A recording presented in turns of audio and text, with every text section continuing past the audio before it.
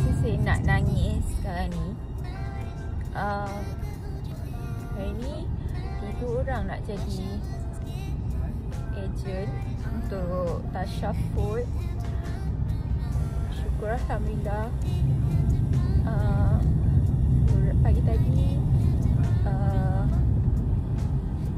lepas tu tengah hari, dan tadi baru sekejap tadi another one.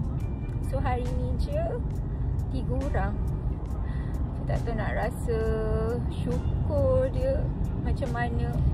Benda ni untuk hari ni satu achievement buat saya.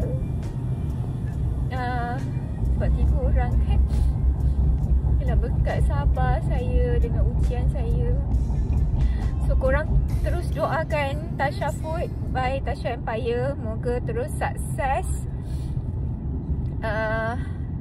Saya minta doa kalian. Okay, Assalamualaikum.